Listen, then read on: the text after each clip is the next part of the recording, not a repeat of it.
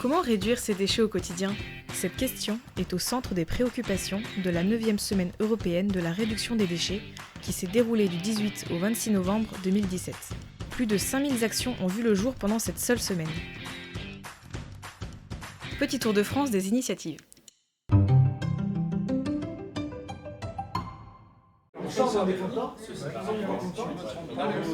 Fiché sur un manche en bois.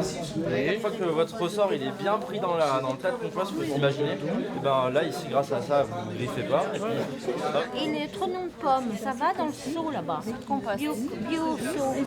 Pourquoi il faut réduire les déchets? C'est qu'on en produit énormément et moi, en fait, notamment sur les questions de compostage, lombricompostage ou paillage, on propose des solutions pour réduire fortement ces déchets. Il faut savoir que dans une poubelle ordure ménagère, entre 30 et 35% de cette poubelle ordure ménagère est composée de matière organique.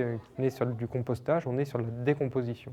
Donc la décomposition de ces matières en fait, permettra en fait, derrière de produire en fait, un compost ou un lombricompost en fonction de ce que l'on a. Les deux sont des engrais, sont des engrais gratuits et naturels pour le sol. Le lombricomposteur, c'est une solution qui est proposée à ceux qui n'ont pas d'espace extérieur, de jardin ou autre, et qui veulent quand même en fait, composter en fait, leurs restes de préparation de repas, donc les épluchures de fruits et de légumes. Le principe est simple, c'est un peu comme un immeuble, on a plusieurs étages, donc sur ce modèle-là, en fait, on a une capacité à récupérer les jus qui vont venir percoler au fur et à mesure où on va apporter en fait, les épluchures de fruits et de légumes. On reproduit de la matière nourricière en fait, pour le sol. Alors Léane, tu as gaspillé, tu n'as pas voulu manger le fruit parce qu'il n'était pas très beau. J'ai l'habitude de faire des boîtes à insectes, des logis à insectes, on dit aussi hôtel à insectes, avec des objets qui sont généralement perdus dans la mesure où ils vont à la déchetterie. Donc je vais leur redonner une âme, comme ici un tiroir. Plus vous allez faire de trous, plus vous proposez une densité importante de refuges, plus il y a d'insectes qui viendront. Ces trous correspondent aux trous d'osmie. L'osmie est un petit bourdon, sinon la guêpe bâtisseuse, la guêpe solitaire. Au mois de mars-avril, il y aura un véritable balai devant ces refuges à insectes, puisque les osmies vont venir pondre à l'intérieur de chacun de ces tubes de bambou. Au niveau de l'arrosage, le fait que ce soit en but, Ça va bien, hein? parce que Mais ça il n'y a pas de dessèche pas perte d'eau, hein. Et je suis venue découvrir là sur le terrain comment les buttes étaient construites.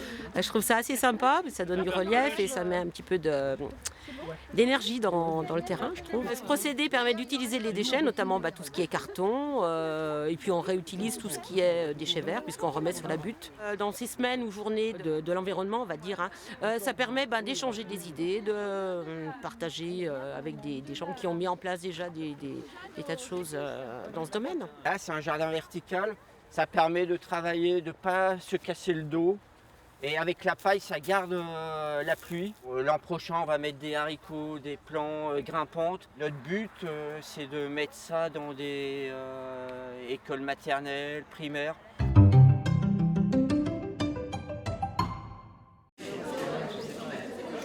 Le restaurant, c'est une activité qui va tout le temps brasser de nouvelles personnes et qui va être intéressant justement pour sensibiliser, convaincre des gens qui ne vont pas forcément venir parce qu'on est une association, parce qu'on est militant ou parce qu'on a une démarche, mais qui vont venir parce qu'ils ont juste entendu que voilà, c'est pas trop cher, c'est très bon, on va manger là-bas, quoi.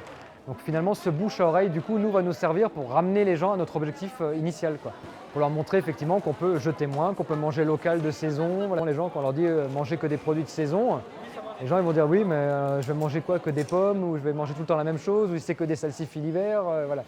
Non, c'est pas ça. Donc c'est aussi démontrer du coup aux gens dans l'assiette comment ça se passe, quoi. Et on est notre propre centrale d'achat, donc on est en lien direct avec plus de 80 producteurs différents, ce qui nous permet effectivement de tisser un vrai circuit court et avoir un vrai maillage sur le territoire.